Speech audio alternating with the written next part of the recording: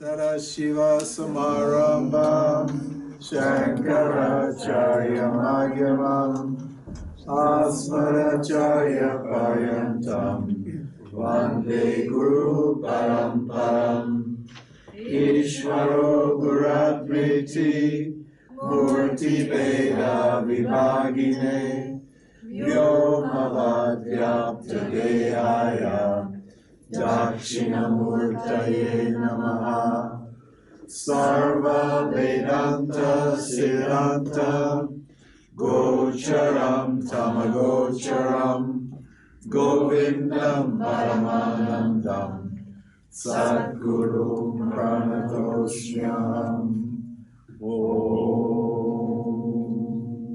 Shri Krishna Govinda Narayana. So the best, what does it say here? It says the primary method. That doesn't mean it's the only method, but the best or the primary method is what? Is association with these people who know, who can actually wield the means of knowledge effectively. There's a lot of Vedanta people who are learning to teach, and that's good. I'm only good because I've been doing it for 50 years. And I wasn't good when I started. I just kept practicing little by little and learned how to teach this methodology. So if you are interested in sharing, Vedanta is a great language. You know, once you know who you are, you need a way to communicate. And you'd want a language for communicating that's all worked out. It's all refined and purified. There's no reason to use any new words or any new ideas. There's no point. Because every one of these words and ideas is carefully worked out. These teachings all prove to work. So, you know, I just memorized them, that's all. And I understand them, you know, I understand them, and then you memorize them.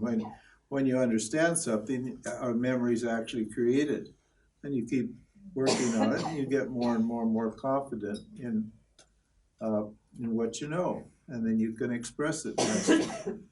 And if you use the scripture provides the logic. You see how these verses are lined up, how it's set up? He just look at this. He says here, in 38, he starts out, he's telling about the ways in which you can develop devotion. He said, you can achieve by devotion by hearing and talking about the Supreme Lord's special qualities in every relationship. In other words, satsang with other people who are sincere about the self. And then he says, but the best is to associate with people who know who they are established in the self as the self, and who can wield the means of knowledge effectively. And then he says, this is difficult because it's hard to tell who's a realized soul and who isn't.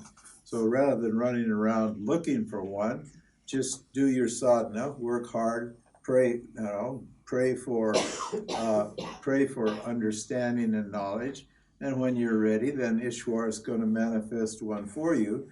And you can see the logic. He said, and then he says, you can get it, but it's only by Ishwar's grace.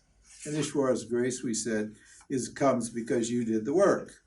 And then he says, so what's the benefit from this? We always tell you the benefit from every teaching. You have to, if you're teaching, you have to tell people the benefit. Otherwise, they're not going to be interested in the teaching, are they? Because we're interested in getting something out of this. What's the benefit?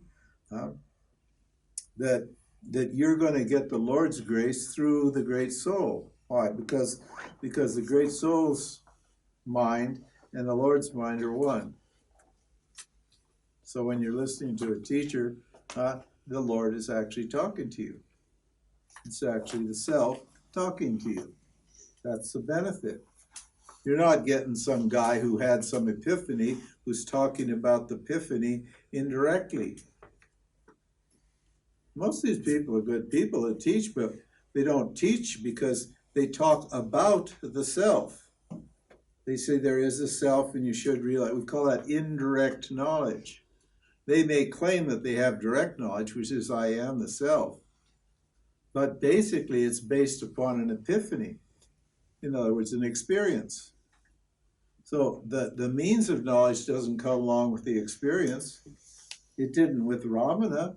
Ramana had this experience, but Ramana wasn't teaching self-inquiry 5 minutes after he had that experience, was he? He did his nididhyasana, then he studied all his stuff, he met these people. If you go to his little house where he lived there on the ashram, and you look at the books on the shelf, they kept everything, all of his things there, like relics. You know what the books are?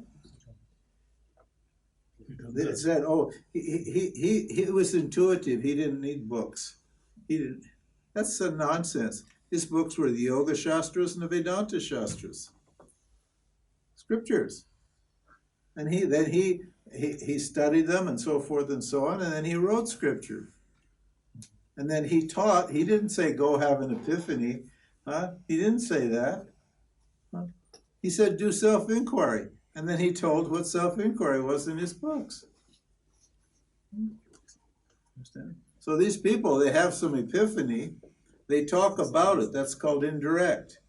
Now, Vedanta is a method that the teacher applies on your mind. They get your attention and they start. It's a logical method. There are several prakriyas. The basic one is the elimination of non-essential variables. And I worked this on you all the last few days. Elimination, it's called Anvaya Vyatireka. And it means eliminating what's non-essential. If you eliminate what's non-essential, what's left over is essential, isn't it? So if you eliminate the waking, dream, and deep sleep stage, what do you have? If you're not a waker, if you're not a waking state person, if you're not a dreamer, if you're not a dream state entity, or if you're not a deep sleeper, if those are all variables, then what are you? The lower awareness. Yeah, your awareness. Now, can you eliminate awareness? No. Try to stop being aware. Okay? Come on. Okay. Try. Come on. Work harder. Huh? It's impossible for you to stop being aware, isn't it? Huh? You're always aware. What is in deep sleep? Huh? I know I tap in a... Well, you mean you're not there in deep sleep? Not conscious.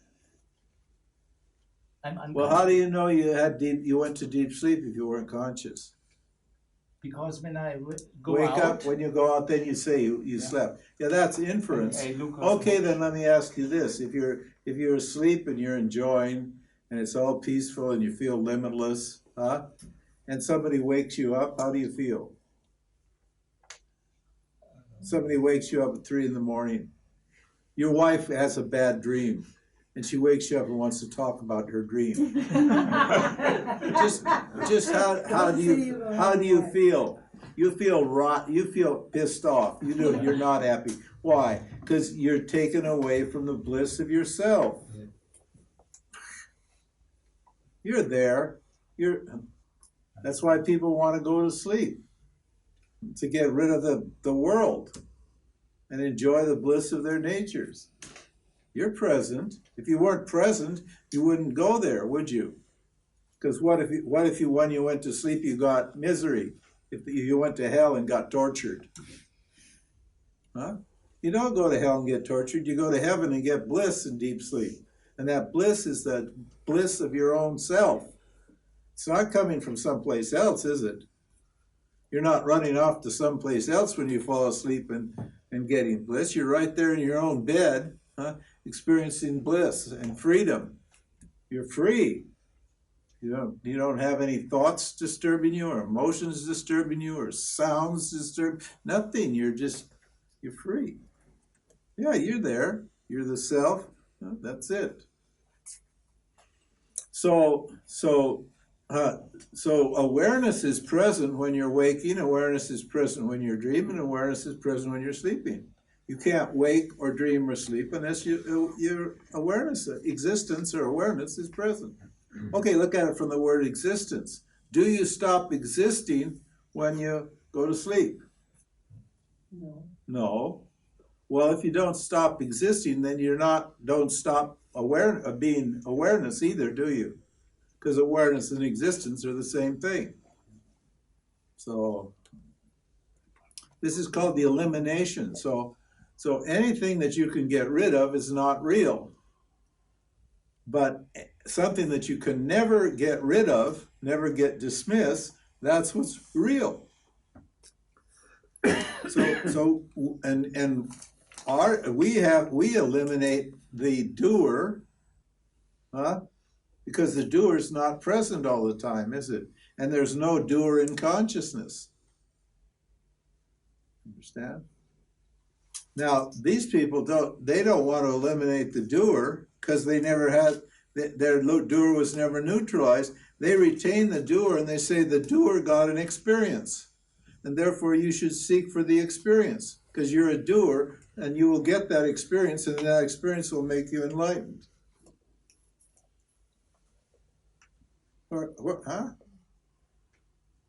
Where's the logic? There's only logic if you don't know what the self is, and you think there's only a doer, and you take some experience you had to be the self. But the self can't be objectified. So how could you experience it? How could you have it, an experience of it? How could you do that? It never becomes an object. So, and to experience something, the subject has to experience an object, otherwise you don't have experience. Experience is a transaction between the subject and the object. But the self can never become an object, so how could you have an experience of it?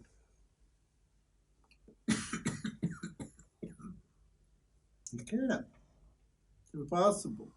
So if they're telling you you have to experience the self, or if you hear it Vedanta and you think, well, that's a great theory, James, but I've got to go and meditate now to prove that the theory's right.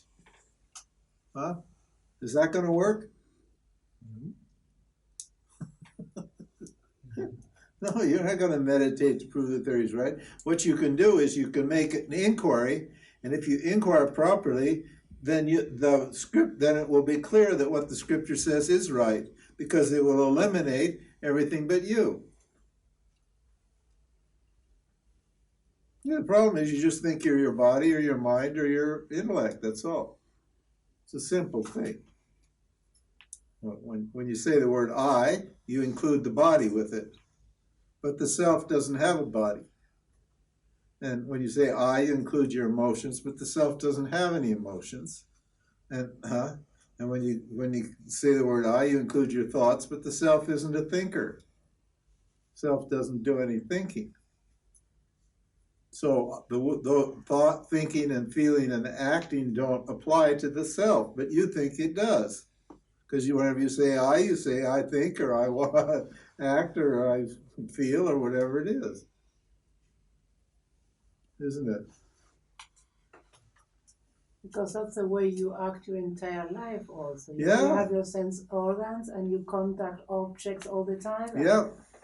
So it's not that easy. I mean, it's easy. It's not easy. No. I'm just explaining to you. But you have to make it easy, you got to accept this logic.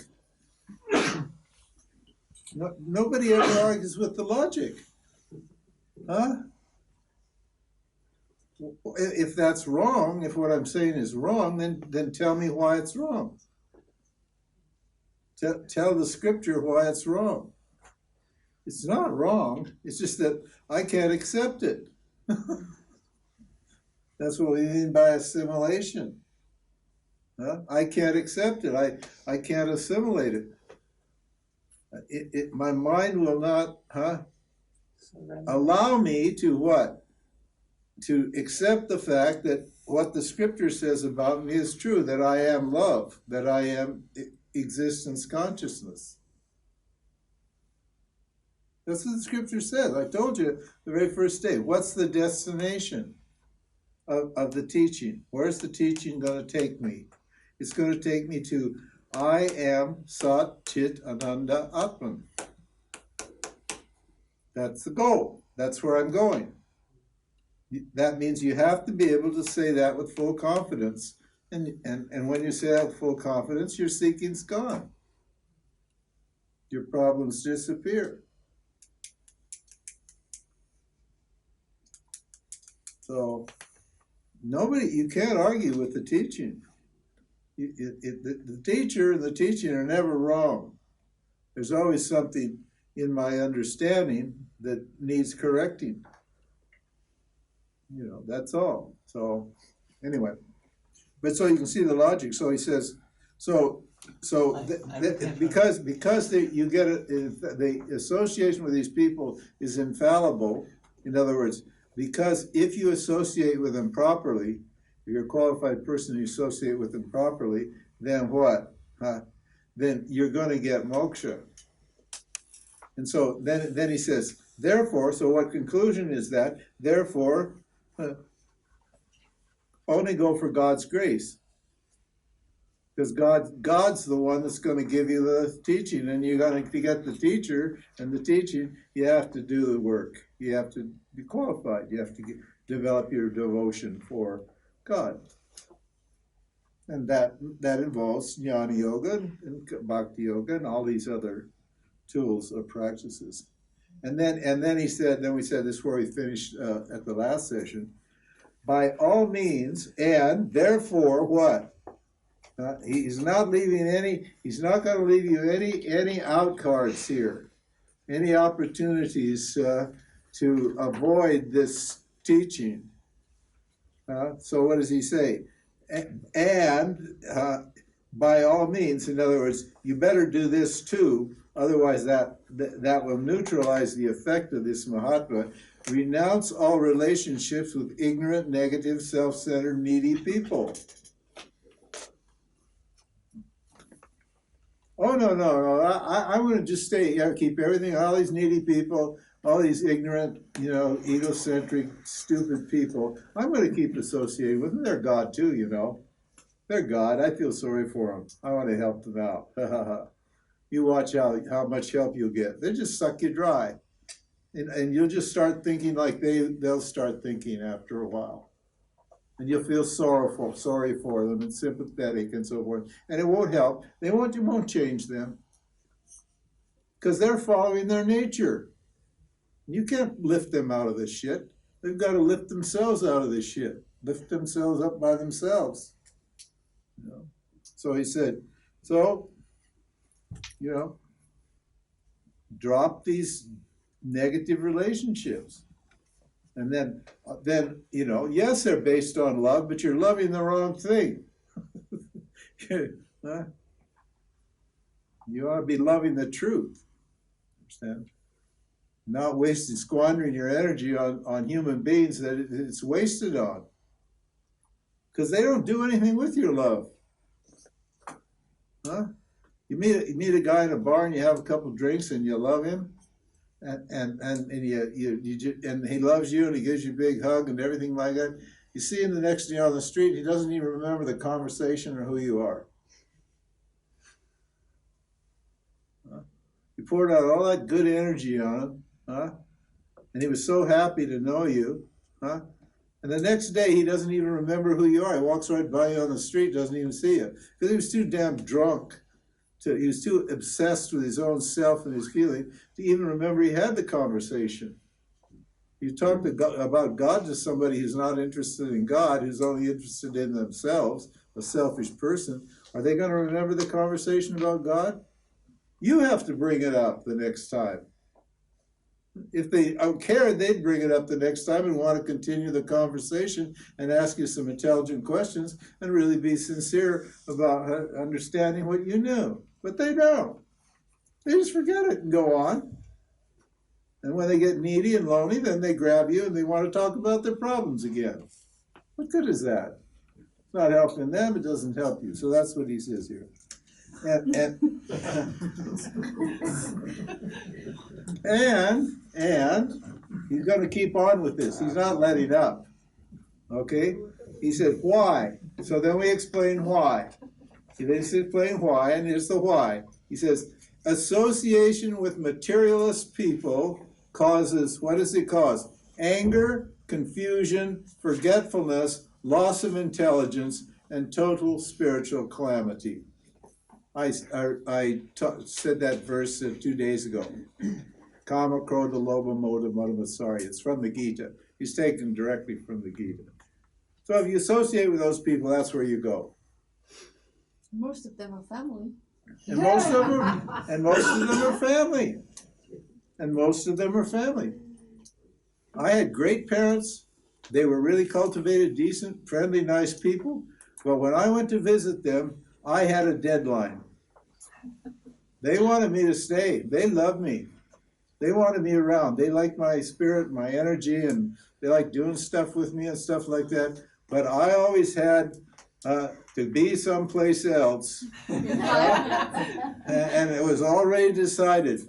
And the last 1 or 2 days was always painful. It was deadly boring. But I stuck it out, you know. So, yeah, most of them are family. Sometimes you married one. Sometimes you're living with one. Holy moly. And so then what happens? He said, you know what happens? It gets worse, okay? It gets more miserable as we go. He says, rising like waves from association with objects, these bad effects amass into a great ocean of misery. You get a huge samskara. You know, a great ocean of misery. And you just feel terrible. Who crosses, yeah. Does it mean if you're born in a family which doesn't fit to, then you have the whole mess? Yeah, we're all, isn't probably everybody in this room doesn't fit in their family, right? That's true. Huh? Isn't that right? We're from outer space. We're from a different planet. Huh? Your mom and pop have no idea who you are. They want you just to be like them. They feel kind of sorry they got you because why didn't they? They just keep saying what. My mother just said, she started crying. She said, "What's wrong with your own religion? What's wrong with your own country? What's wrong with getting a job?" My dad, what's wrong with my dad wanted me to work at the post office.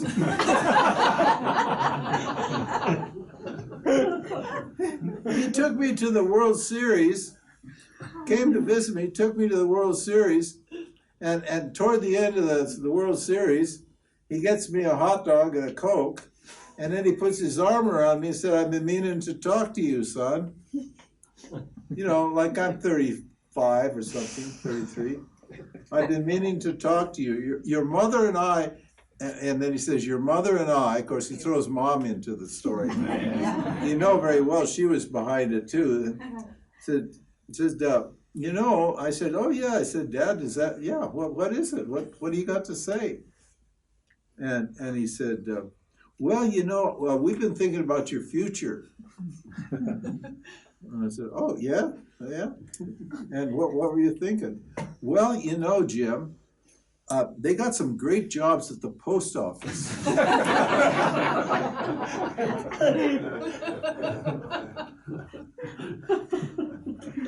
For karma yoga. He said, "No," he said,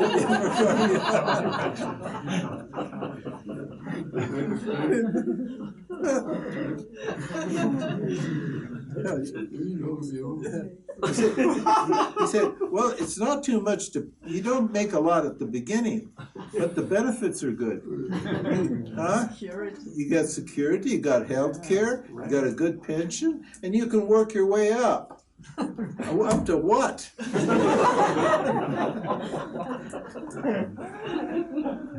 And I was a junk dealer. I said, well, gee, thanks a lot, Dad. I said, how much you make? He said, well, you start at $1,500 a month, which in those days was good pay. It was solid pay. For $1,500 a month, you could get a wife and the kids and a mortgage and still live. And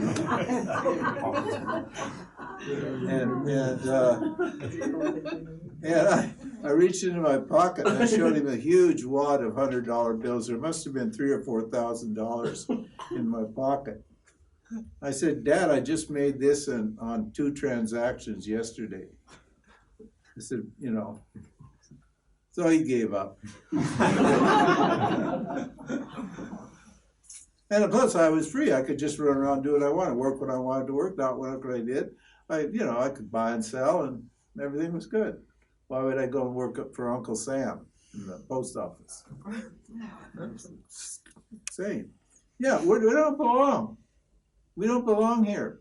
But we're born here and we get stuck in these situations. It's, according to our karma, and it's difficult because they're always judging you. They're always saying, what's wrong with you? Why don't you want to go to this party? Huh? They got a party. And they say, why don't you want to go to a party? What, and stand around with a bunch of drunks? Huh? Or smoke a bunch of dope and get stupid? I want to do that? Oh, it'll be really cool. They really have some cool weed there, man. Come on, let's go to the party, You don't want to do that. You're just wasting your time. Life is precious here. Time is short. You don't know. You can die tomorrow. You better get on with it. Right? That's the idea here. So he says, who crosses Maya? Who crosses Maya? He says again, he asks a big question mark. Only the one, and then he tells you again, this is what you got to do. I know you don't want to hear it, but I got to tell you, it's my job. Sorry. Only the one who abandons material associations, serves the sages, and becomes selfless. In other words, does karma yoga. Who goes beyond Maya? The one who avoids society, loves solitude, lets go of the belief that there is security in worldly situations, and transcends the gunas.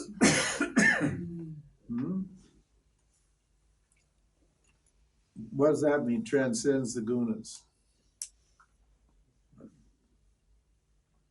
Realizes that you're beyond experience. We've been talking about this all along. And you're okay with all the gunas, right? You're okay with what no matter what you don't want to change your state of mind. Okay? So when your mind is dull, you're happy with it. When your mind is agitated, you're happy with it. And when your mind is blissful and clear and peaceful, you're happy with it. You have what? You have turned, that's Ishwara. The gunas are Ishwara. That's another word for Maya or Ishwara. Ishwara is called Trigun Atmika Maya. What time do we have? I wonder if I should get another chart and explain it to you. I don't know.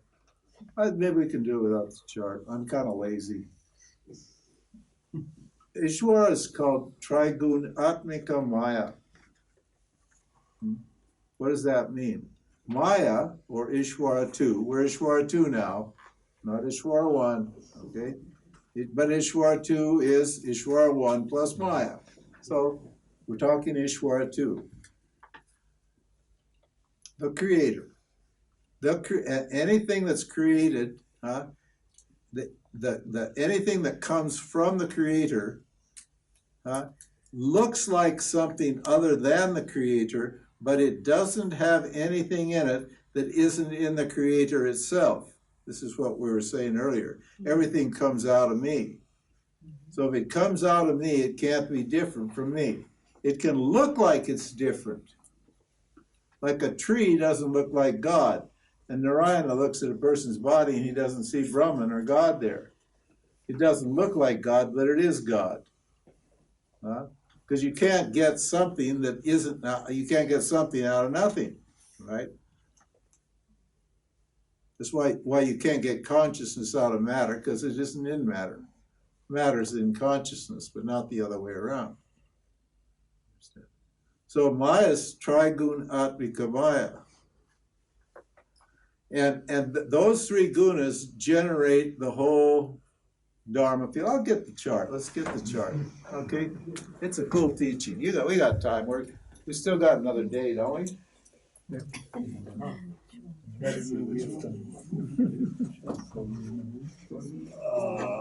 No, that's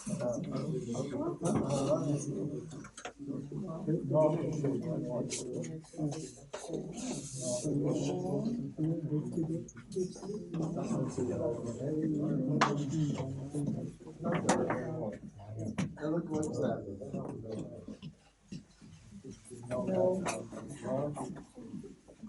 This, oh, I think there's one here. No.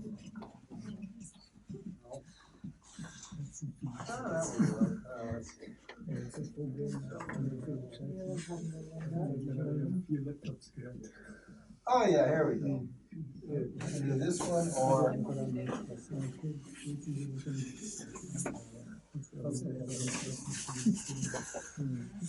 oh yeah, that one. Yeah, well, let's do this one. Okay.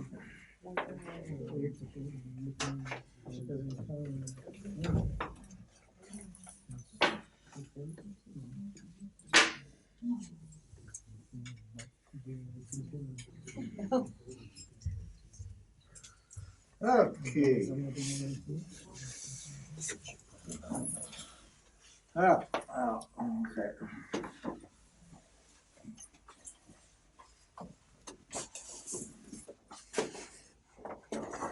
Before there was a world, there was awareness, existence. The world can't come out of non-existence. Can it?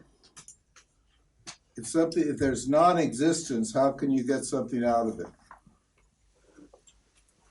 That's called Shunyata Buddhism. And we totally reject their argument. You can only get something out of something. You can't get something out of nothing.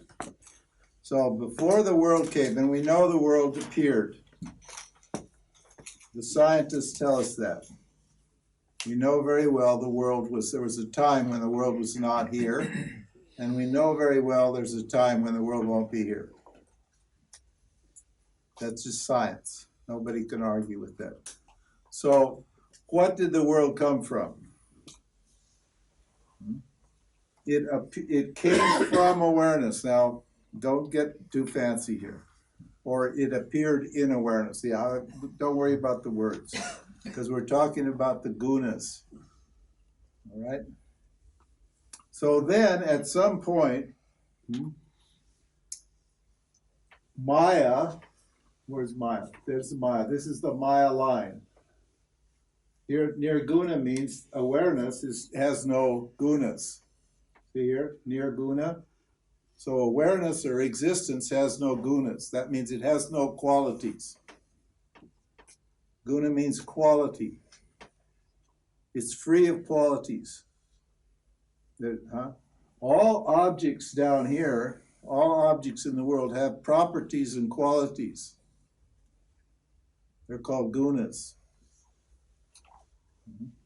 And this causal body is Maya. Maya is what? And this is eternal. Causal body is eternal, Maya is eternal, and the self's eternal. Okay? Now, this causal body is the cause of everything manifest and unmanifest, things we see and what we don't see. Okay? That's what we mean by causal. Causes. It causes. And we said that the effect is going to be the cause in a form, in a different form. Now, what is Maya going to create out of? Out of consciousness. As I said earlier today, it's what? It's both the naimittika karnam, it's the intelligence that creates, and it's the substance that creates. Because reality is non-dual. You can't produce any, there's nothing other. The intelligence comes from the self, and the material comes from Maya. The material is of two kinds, subtle material and gross material. Gross material is what? The physical body. And subtle material is emotions and thoughts, the subtle body. Okay. Now, these three gunas have three powers. Each one has a power. Those powers are a quality, a predominant quality, right? And Thomas, what does it do? It hides things. It's that concealing. He misspelled it. I think I wrote this. It should be sealing. Concealing. C-E-A-L. Anyway, Thomas hides things from us. When we get to the psychological level, it's called denial. Something's there, but you don't see it. You're in denial. Understand? So this hides things from it. Now, what does it hide from the jiva? This is the jiva down here. This is my chart, the chart, that big chart I just had, that fits in over here, because we're talking about the Ishwar, the macrocosmic picture. So we scrunched that chart down to here to talk about the jiva. Over here. So what does this Thomas hide from the jiva? Yourself. Yeah, the self. And at the same time, this macrocosmic ignorance, this Thomas, hides it. What does it do? It projects a world. So what happens? Thomas hides the self, and then Rajas generates the whole world. And then what happens?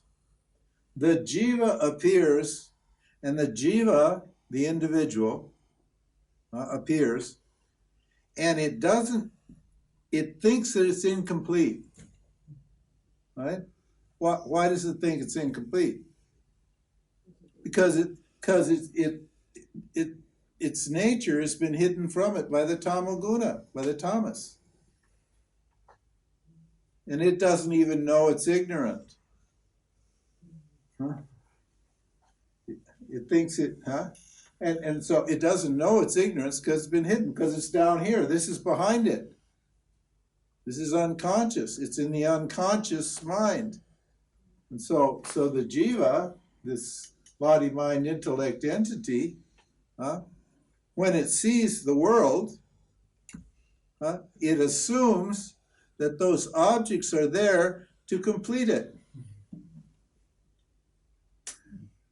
According to its karma, and the karma of all beings, and the knowledge to create the world is all hidden in the sattva.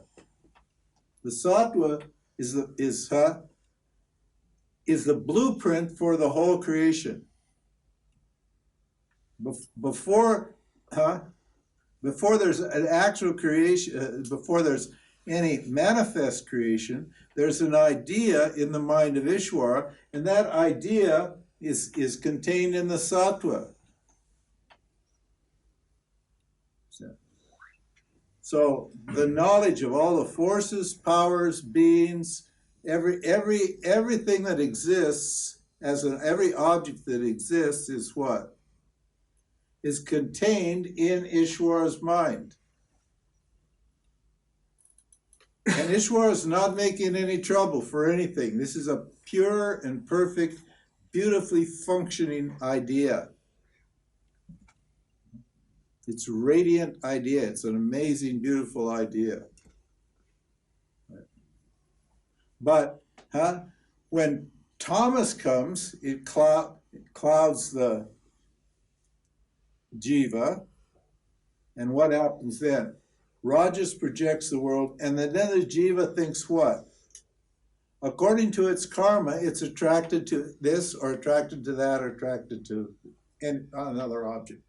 If your karma is different, you'll be attracted to different objects.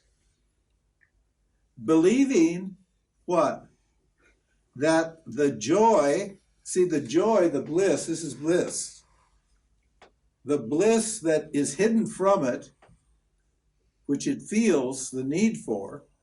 Why does it feel the need for it? Because it's always present. There's always a pressure for pleasure, for bliss, for happiness. It always wants happiness, more and more and more all the time. The pleasure that it seeks is hidden from it, and by the Tamas, and it thinks the pleasure's in the object. And according to their vasanas, an object glows and becomes attractive, becomes exciting and interesting. Their eyes met across a crowded satsang. Oh, she's so beautiful. Oh, he's so lovely. He looks spiritual to me. Would he be in the Vedanta satsang if he wasn't a spiritual person and a deeply intelligent person? And etc. They think back and forth like this, and they're all excited.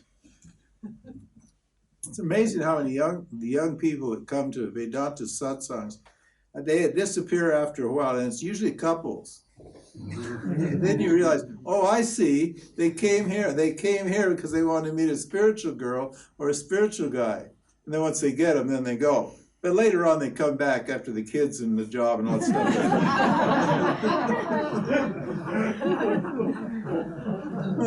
You know.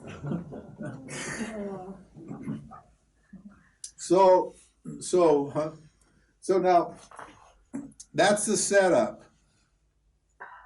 And of course, when you do that, what happens is, when you chase an object, we've explained that. I don't know, we didn't go into it in a lot of detail. In fact, I don't think we did in much detail at all. But when you chase an object, you get a tendency to chase the object. That's called a vasana. And that vasana causes you to continue to pursue that object, money, sex, power, you name it, whatever thing is attractive to you. And pretty soon you get caught in a loop. We call that samsara, a cycle of desire and action that you can't break out of.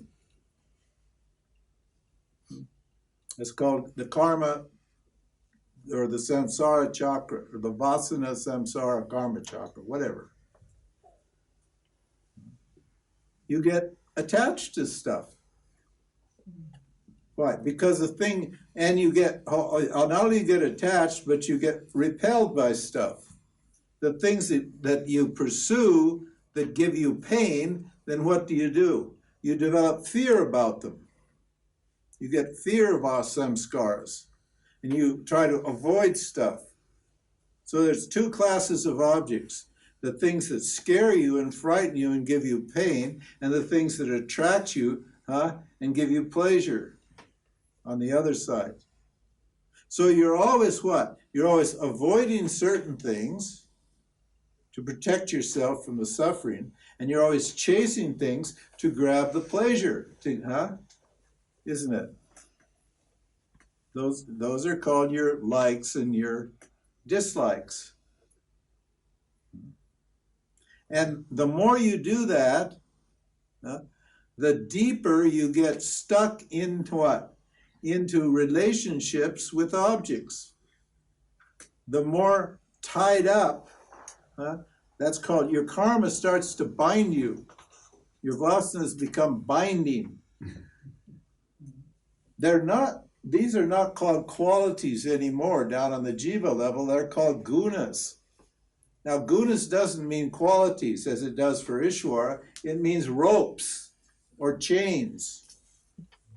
They're chains and they start to bind you down. Sattva binds you with a what? A silver chain, a golden chain. Rajas binds you with a silver chain, and what? And tamas binds you with a great big heavy iron chain. But whether it's a sattvic desire, a sattvic chain, or a rajasic chain, or a tamasic chain, you're still bound. You're still stuck in the manifest reality, in the world of objects. This is the world of objects. This is unmanifest and this is manifest. You don't see this. This is going on behind the scenes. You're just down here chasing stuff. You're just using your perception organs and your active organs to what? To get information and to do actions. It's a stimulus response world. So energy comes in through your senses. The mind integrates the senses into one experience.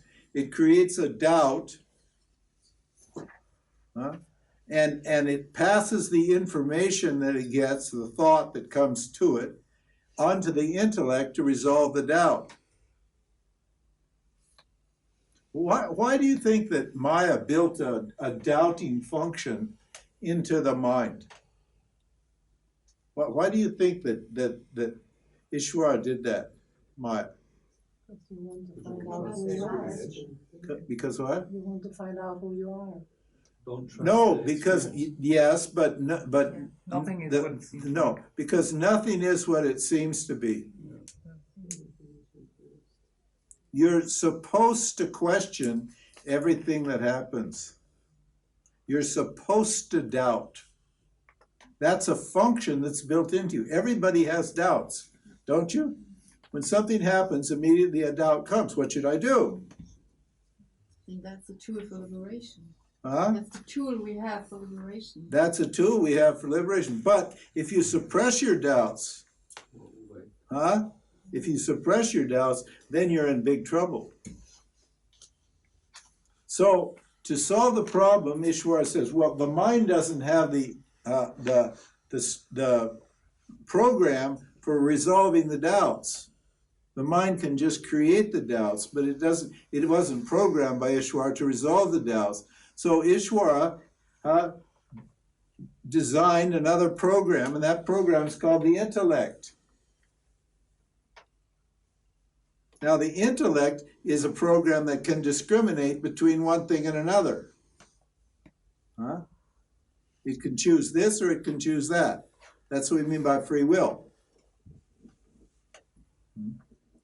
Obviously, the choice is within Maya, but within Maya, it can choose an apple or an orange. If it wants to eat it, and it's got choices, it can have banana, an apple, an orange. It has choices. Understand? Now, when something happens to you,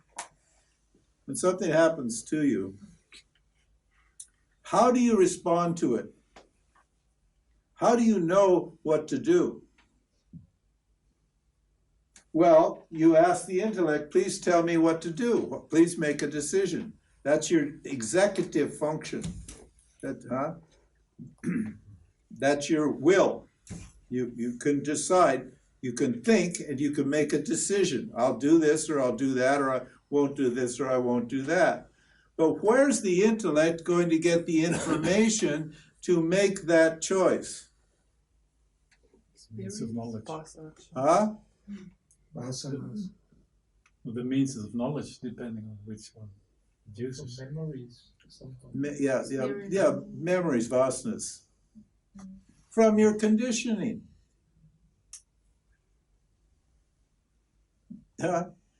You've been in that situation before, either in this lifetime or a previous lifetime. It doesn't matter. You have karma already there.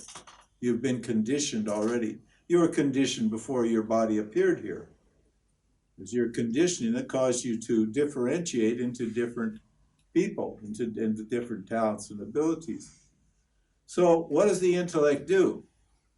It goes up here to the causal body, where all your past experience is stored in that, and it's like a computer, it's like a Google search. It goes, instantly you get, and he gets all these results. But it doesn't give you a lot of results. It just gives you the result that you used before, that worked for you before. So if something works for you before, then you tend to do that again. May I ask, is it like a Akasha record? Like the Akashic record? Yeah. Yeah. Yeah, as I said, well, I don't know if I said it here, there's this little guy inside you called Chitragupta. He's a scribe, and he's writing every action down. That's called your vasanas. It's just a poetic metaphor. So every time you do something, there's this little guy, and he writes down what you did, and he stores it in the Akashic record. This is the Akashic record. It's the history of all your previous actions, your karma. We call it your karma. And there's a storehouse there. It's called that's called the total amount of that karma is called sanchita karma. And whatever karma comes out, in other words, whatever actions you do during that fructify, that cause you to behave during that day, that's called prarabdha karma. And whatever actions you do in the present now that will fructify later in the future, that's called agami karma. Okay, so, and the method, there's a lot of information in the Akashic record. Okay? Can I ask something? No. Wait. Just listen to the whole teaching. Just suppress it. Listen to the whole teaching. Get the whole idea. And then worry about it. Now you got me irritated. Now I gotta. Oh, you were with it. Sanchita Karma? The Chitta Prarabdha Karma. That's it. Memory. Oh, yeah, okay. So there's a lot of information there. The Akashic record is huge. It contains all of the information on the macrocosmic level of all the karma of all the entities, all the jivas and all the entities in the whole of existence forever. It's all stored there. But there's one little file in the Akashic record where your karma is stored. Okay? Where your karma is stored. Your past and your present and your future, it's all laid out there. And so your intellect, it accesses that file, James's karma. And James's karma is pretty big. A lot of people have a lot of karma. And so what does it do? It simplifies the information. It's called heuristics. Heuristics is a function of the causal body. What is for heuristics? Because there's so much information that my intellect wouldn't be able to process all that information, not in thousands of years. I would have to sort through too much, and I'd die before I could even begin to assemble all the information and discover what it means for me in this particular situation right here now. So what does Ishwar do? Ishwar is very kind. What does it do? It simplifies all that information into one little quick soundbite. Do this, do that. Think this, think that. Say this, say that. It's now that's helpful, but it's also not helpful.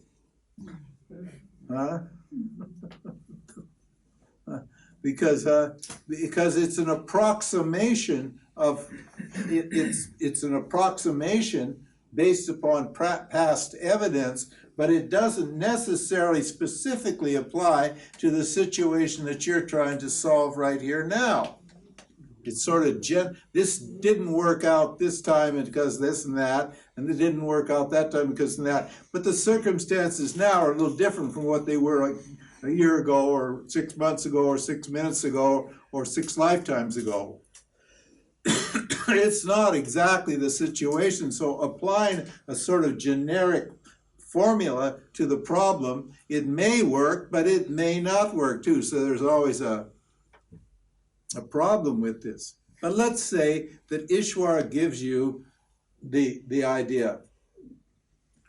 And then what does Ishvara, what gives the intellect the idea? Then what is it? Have you responded to the situation yet? No, you haven't. You've only got information how to deal with it. So what's the next stage in this process? I need the idea that I should do this or I should do that, or I will do this or I will do that. That's called the doer. So the intellect generates a thought, we call it the ego or the doer. I will do this. I will call her back. You get a phone call. You don't know quite what to do.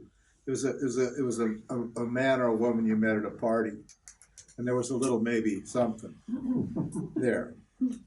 And they left their phone number, and it's sitting on your desk, and you saw it, and then you got to thinking, what should I do? You know, how's this going to work out? You don't know. And then Ishvara, and then you think back, and you get all these memories, and you think, oh, I don't know, there's some, maybe I'll just call her back, or call him back, right? Because you don't know what's going to happen. And it's, in the situation before, it wasn't always the same type of girl or same type of guy, but then again, maybe there were certain qualities that maybe on this, you're not sure. So you think, I'll call him back. Now, does that decision to call back, does that make the call? No. The thought, I will act, generates an emotion. So the energy now has gone what? It's gone from the world to the mind. It's been questioned. It's been said to the intellect. The intellect has a solution. The intellect passes the energy off to the doer, and the doer generates, and the mind generates the emotion that's suitable to cause what? To cause the 5 active organs to respond. It says go for it or not go for it. Run like hell. Huh? You at the last minute you remember, huh? Something about that kind of person. And you go, oh my God, I remember I had a situation like that type of person before, and I don't know if I do. I think that's scary. And you slam down the receiver real quick. Because you get scared. Or you think, oh my God, I think this is it. Heavenly bliss awaits. And so, like, you're all schmoozy and lovey and hi, how you doing? Remember me?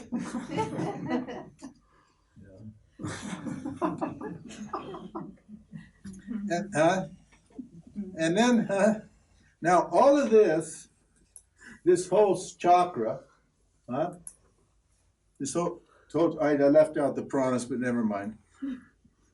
The whole chakra, that whole cycle of energy takes place in by 50th of a second.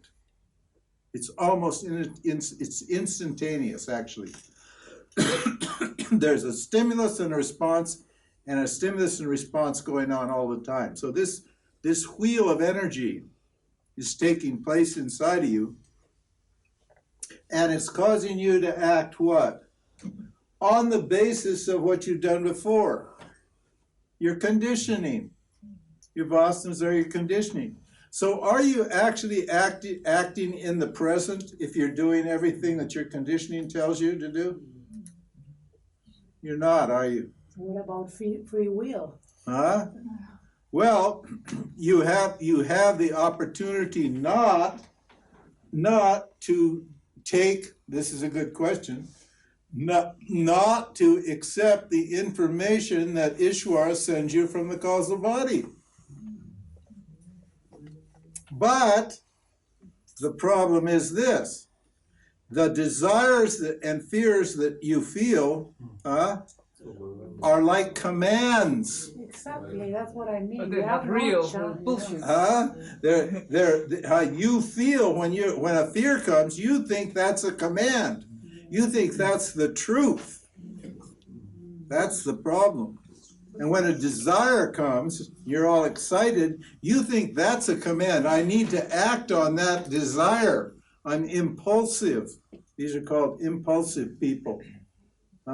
They immediately act on the feeling that they have because it's so, desire is painful and fear is painful. You don't realize that your desires are painful.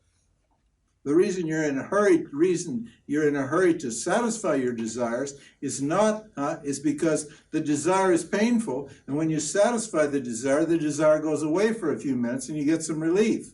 And that relief feels like happiness to you. It's not happiness at all. It's just relief from pain.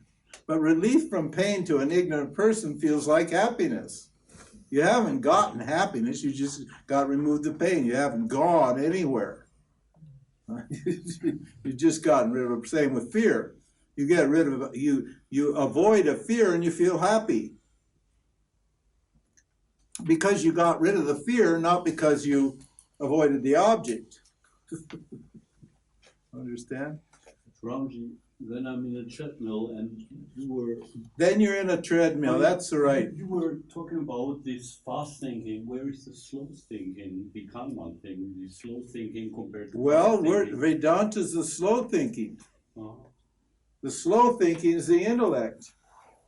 And you got to slow down this process, and how do you do that? That's a good question. Karma yoga. Well, karma yoga, but you introduce a new a new idea into the intellect. And instead of evaluating situations based upon what you've done before in the past, what do? You evaluate situations with reference to the teaching.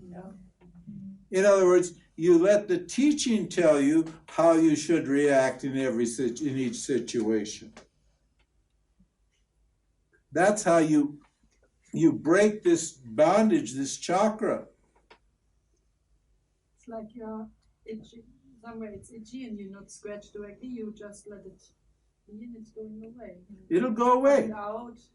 Yeah. I mean, there's obviously pain in resisting your desires. It's obviously painful to resist your desires and to stand up to your fears. It's obviously painful, but it's good pain. Titiksha. Huh? That's the value of titiksha. That's the value of titiksha. Titiksha means forbearance. That means, okay, so I want this thing, and it's tickling me, and it's bothering me, but I'm going to tough it out.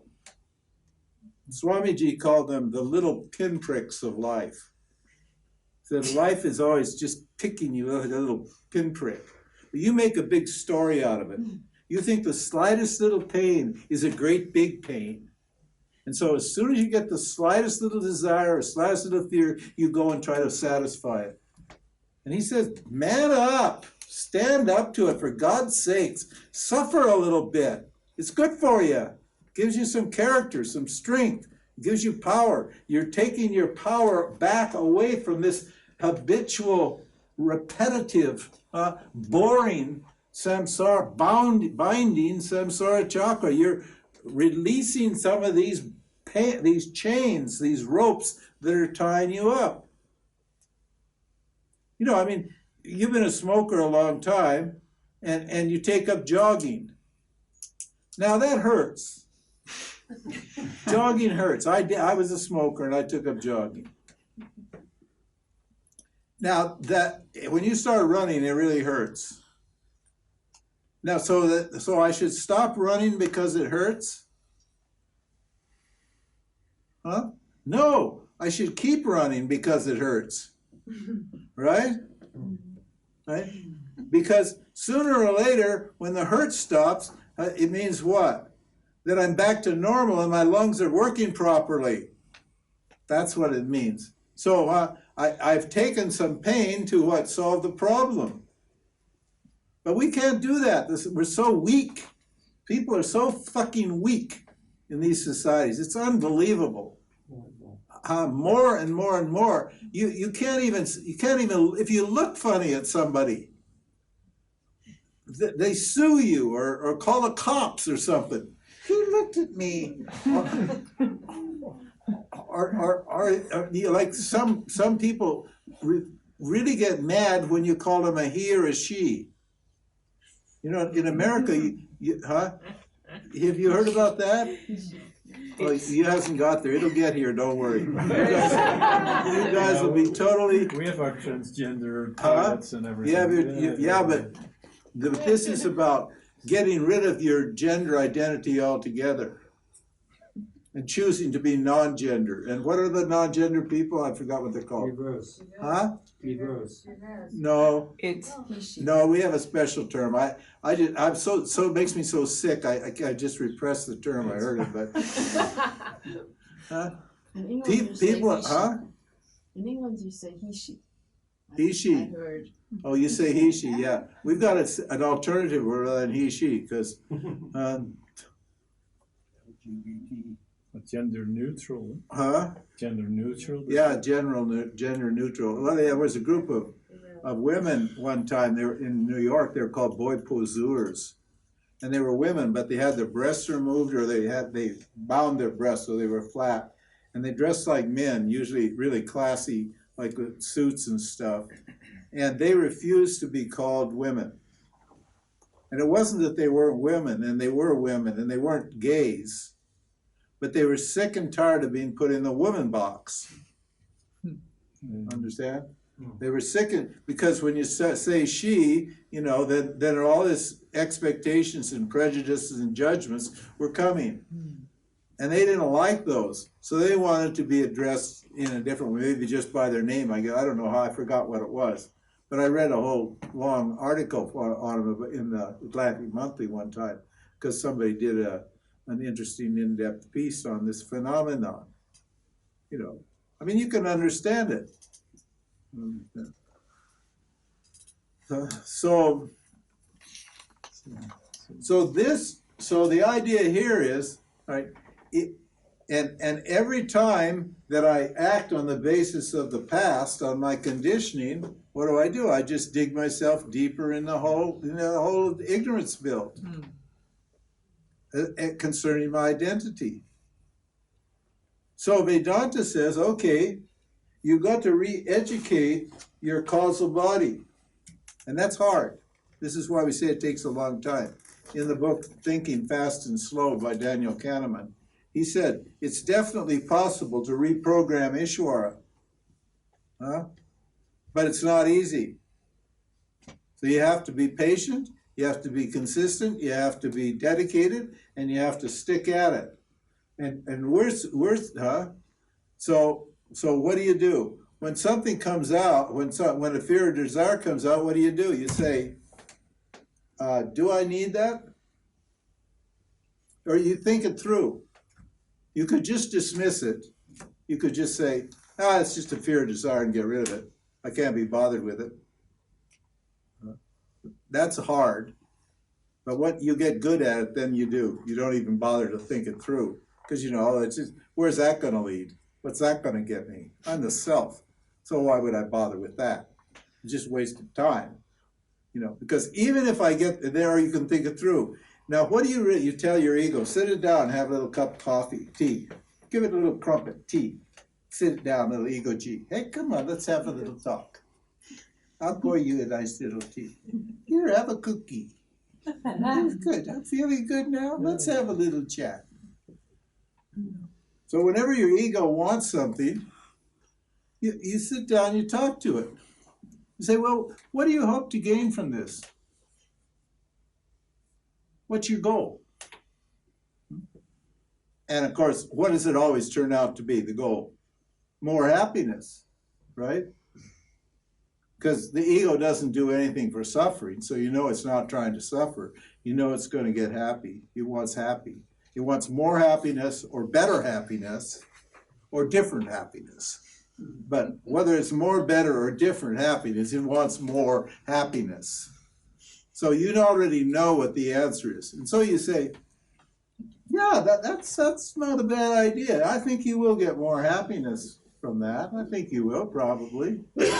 You don't argue with it right away. You got to be clever with your ego, because that ego's the thing that it will fight you.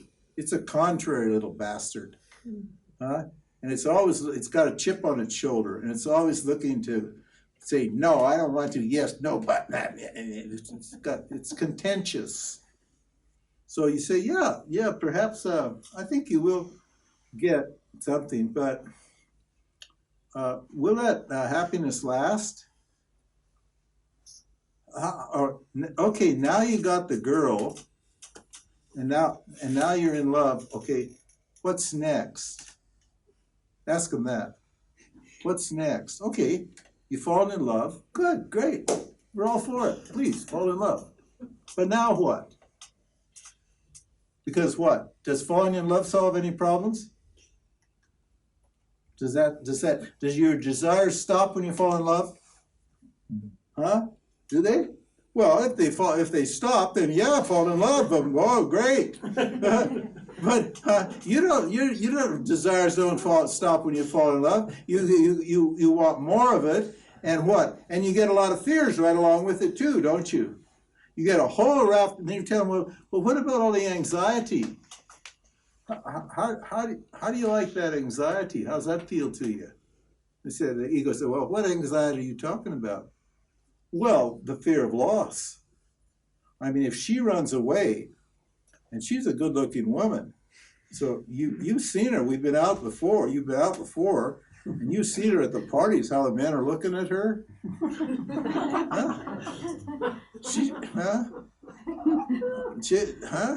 She's a babe. You've done good. I mean, it's good that she loves you, but hey, think about it. And you really, I mean, you're getting a little paunchy, and you haven't really got the money in the bank. You know that guy that was standing at the table at the party? He's a multimillionaire and he's fit. I noticed he was kind of checking her out too. Huh? Isn't that right? You haven't solved one problem by getting what you want. You just got a whole bunch of new problems, that's all. Or let's say you get bliss. And then you say, but it's a lot of trouble to maintain that bliss when your nature is bliss. Huh? Are you getting a bliss that you don't already have? Because if you are bliss, then why would you go and try to get bliss? Huh? If bliss is your nature, then you explain to him what? The joy is not in the object teaching. What's the joy is not in the object teaching? Right? Sometimes you have to think the whole thing through over your stupid ego. Huh? Because it's ignorant. It's blinded by what? By its desires. It's deluded by its fears. It keeps imagining that there's always a solution, and it keeps trudging along from day to day to day, trying to get the same stuff out of the situations that's never produced the happiness so far. 20, 30, 40 years, you keep going round and round and round and round, and you still keep doing more and more of the same old shit. Well, aren't you ready to pack it in and give it up? Remember what he said at the beginning? The spirit of renunciation is a sign of emotional and mental security, of love, of health. A person who understands this is happy to let things go. and happy to stand up to the desires and stand up to the fears and say, I can do without. Why? Because I'm already okay. As God made me, I'm okay. And I'm going to stick with the God thing. I'm not going to stick with the world thing. You talk to yourself like that. You know, this is the conversation that you have with yourself. And yet sometimes you have to say it over and over and over again until that little desiring, wanting entity starts to accept it. It will accept. You point out the zero-sum nature of reality over and over and over again, your ego will eventually accept it. It'll say, yeah, actually you're right. And then what? And then what? All that energy that's going out there is going to what? Just turn around and go right inside. You'll make real great progress really fast. Ishwar's on your side then. You've got Ishwar on your side. Because you're what? You're applying and accepting Ishwar's knowledge. Because this is Ishwar telling you this. Said, this is how it works. This is how it works. So it's up to you. Now, Ishwar doesn't make you do it. Ishwar can't make you do it. Because you can always say no to Ishwar. But why would you say no to what? To Ishwar's teaching about freedom. Ishwar's got a lot of dumb things to say and cause you a lot of dumb stuff to do. You can say no to that. But the smart stuff that Ishwar is saying, you better learn to what? Respect it and honor it and follow it.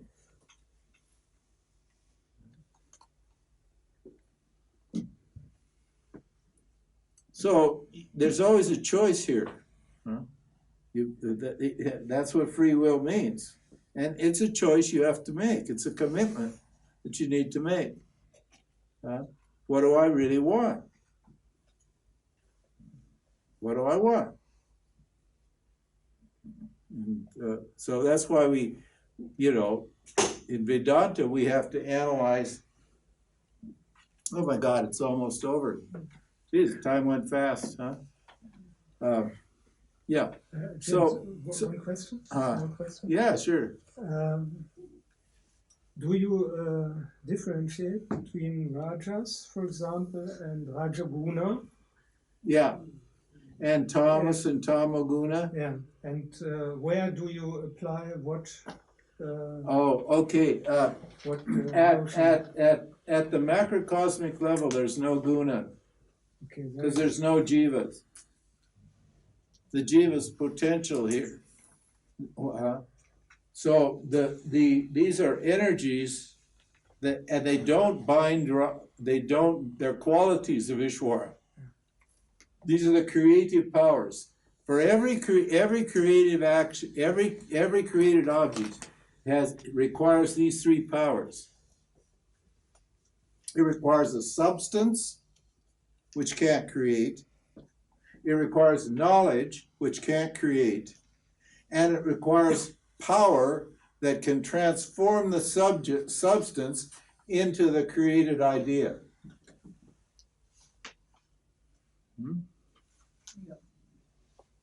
So you need all three. Matter can't create, knowledge can't create, but when Rajaguna is there, it gives you the energy, the Shakti, the prana, the vitality, by which Ishwara can transform the five elements into all these different material powers and processes and elements. Now, so generally, and we agree with the scientists on this point, the scientists say that first the world came, the material world, and then the jivas came. Isn't that right? They say that first of all you had to have the whole material world, and then at some point, after billions of years, whatever it was, then life came. That's what they say, and we agree.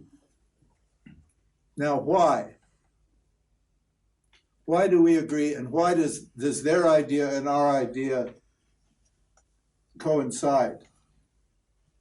Because if the jivas have programs.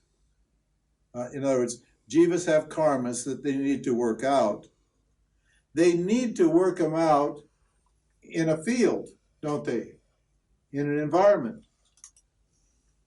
And so the environment must be present, and the environment is the 5 elements. The environment must be present before the jivas can appear and start to work out their karma. Because if they appear here and there's no environment to work it out, they're going to just be totally frustrated.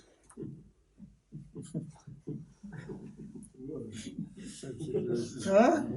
Yeah, here I am. I'm ready to work out my karmas. I'm ready to do what I need to do, but there's no world for me to do it in. What should I do? Huh? So Ishvara provides the world first, according to the Panchakarna theory, the Panchakarna process.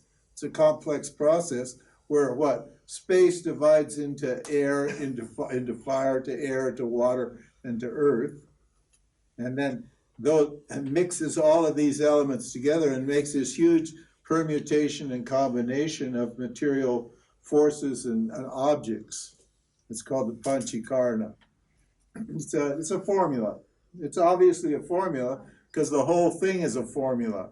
This whole picture is a big algorithm in the sattva that contains the knowledge of everything and generates everything that happens and all the objects and the relationships between all the objects. That's why you can see up here these 3 colors, which are what appear at every level of the creation, right on down to the bottom. So we say, as above, so below. Whatever's there in Ishvara is going to appear here. It's not going to look the same here as it is here, but it's going to be the same essential substance as up here.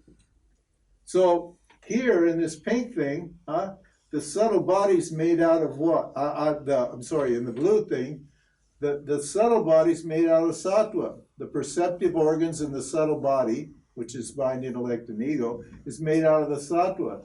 The active organs and the pranas are made out of rajas, obviously.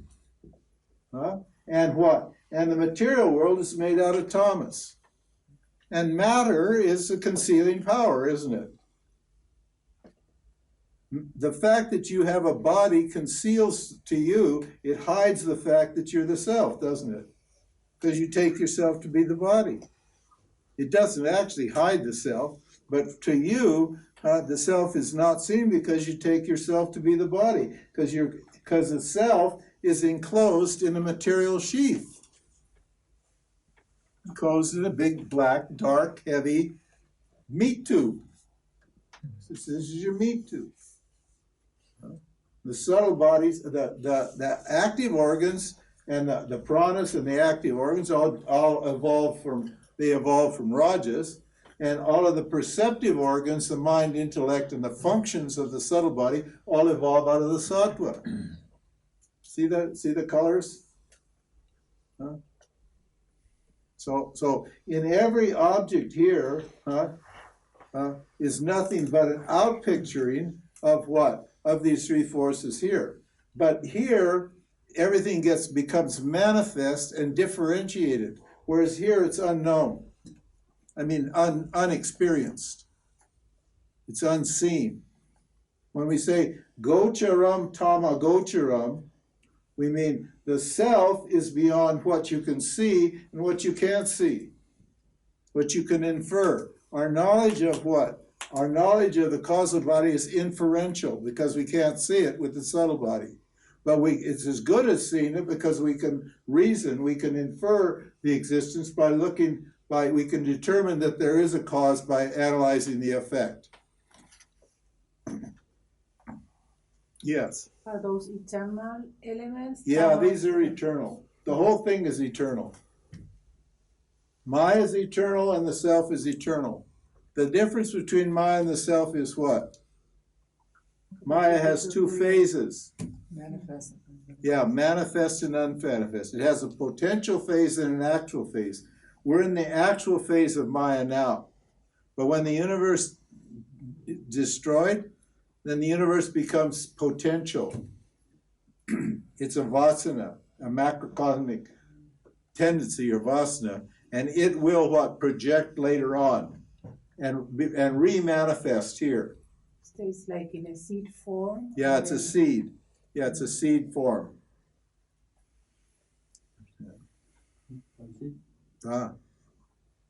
Where will you put the artificial intelligence? Where will you put them?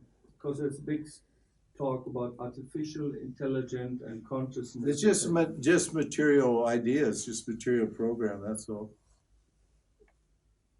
Artificial intelligence isn't intelligence. It's just matter in the form of X's and O's, bytes. Isn't our computers just X's and O's? Symbols, material symbols that represent certain things. That's all. Matter's never going to think. Matter. I don't know how people are so stupid. Actually, they think we're going to go to Mars and these rich bastards are telling us, you've ruined the planet. We're building spaceships. Let's go to Mars. Start the planet over there.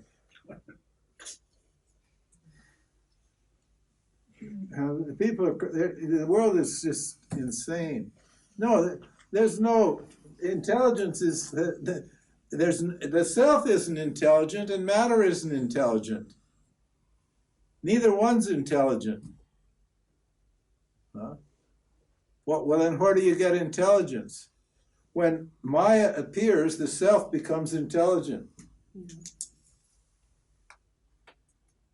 Until Maya appears, the self doesn't become intelligent or sentient. When Maya appears, you have what? You have spirit and matter, then what? Then the intelligent mind, then you have the macrocosmic mind, in other words, the mind of God, and the mind in the mind of God. The mind of God is so amazing, it can create this whole thing. So any intelligence is a function of spirit and matter, in other words, awareness illumining matter, either subtle matter or gross matter.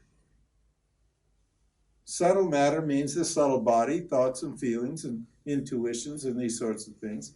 And gross matter means meat.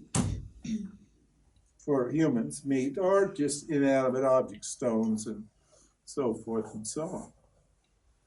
Okay, Narayana, what is it? The vasanas, are they compared with the Samsara Karma and Agami and Prarabdha and Agami Karma are produced, no, Agami Karma is produced in the settled body. Or No, would you well, say it like this? And well, my question is, main question, the vasanas are in the causal body, but they are produced somehow in the settled body or deeper? well, no, the vasanas are eternal, but when you're a jiva that's caught in time, then we explain the vasanas and the karma and the causal and the subtle body to give the jiva an idea about action and its results and how to get free of them. But actually, sanchita karma is just the store of all your past, the memory, you can say. It's not a memory. It's not a memory like a memory. It's a memory like the essence. Okay? Here's how it works. Whenever you have an experience, the causal body reduces that experience to a vasana. Now, what does that mean? It discards all of the non-essential information about that experience. And it keeps just the essential information about that experience. That's called a vasana. Like, say, for sex.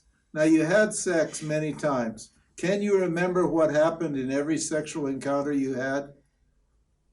Exactly? No. No, you can't.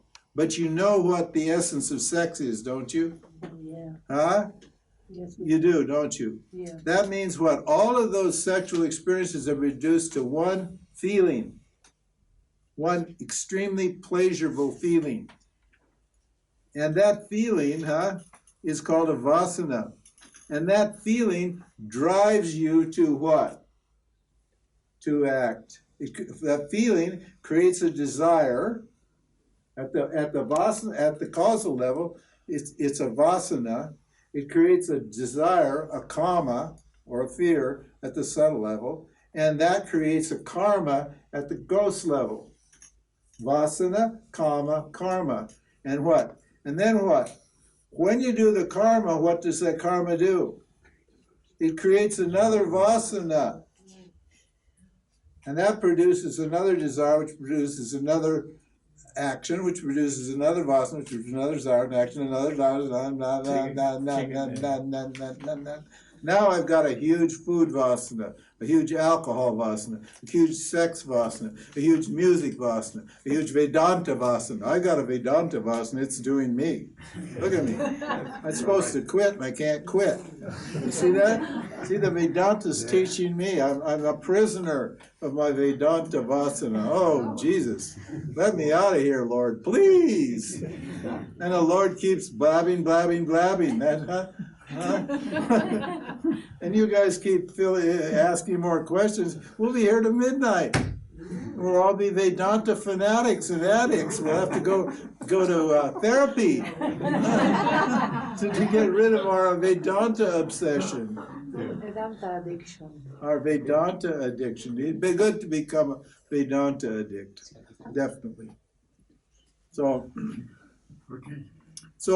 the whole point here is that if you want to break that cycle, or this guna-driven cycle, this is where the whole thing started, and everything here is gunas, then you need to understand what the gunas are, and we're going to soon get to this tomorrow. Well, what is that? Because each guna, each one of these energies, generates your values. The values that you have are guna generated. And we're going to talk about what values are associated with what energies, and which of those values are useful for what?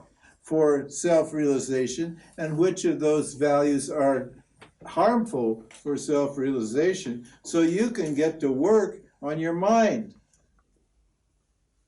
You shouldn't start to work on yourself until you hear the whole teaching, until you get the whole blueprint. Once you get the whole teaching, then you've got something to structure your sadhana, your work. But just running off to some retreat somewhere where they give you some sort of, I don't know, some sort of technique and tell you that's sadhana, well, forget it. Yeah, you'll get a little benefit and then it'll wear out and then another problem will come. We got the whole picture. This is the big picture. This is the whole enchilada. There's nothing more than this. It's all been worked out. It's all laid out. How it moves, how it works, the whole thing. Can you actually believe that you're a doer when you just look at this? Huh? Can you? Where am I? Yeah, where am I? You're nothing. Ishwara is everything. God is everything. God's doing the whole freaking thing. Huh? And God got it all figured out. So you might as well understand how God works, what God is, how God thinks, feels, acts, what you can do to get out of God's clutches. And what? And get on God's good side. Getting up here to sattva is where we're going. Managing rajas and tamas, we've got to take care. That's what we have to do. We have to manage each of these three gunas with reference to each other to build the kind of subtle body that's capable of inquiry. You won't, If your subtle body is not prepared properly for inquiry, the inquiry will not work. So we need knowledge of Maya. Do they teach Maya in the modern spiritual world? No, they don't. Maya is the key to this whole thing. And they don't teach it. Because they don't know it. And they don't know how it works. They just say, Maya's not real. You're the self. And that's the end of it. They don't have knowledge. What they call non-duality is actually duality masquerading as non-duality. So we have to explain this and how to manage these gunas and prepare your mind for this inquiry, which is bhakti yoga, which is, it's this knowledge of the self to understand or know Ishvara. We got to take some more time. So tomorrow we'll look at the values that are associated with the gunas. Very cool. You're welcome.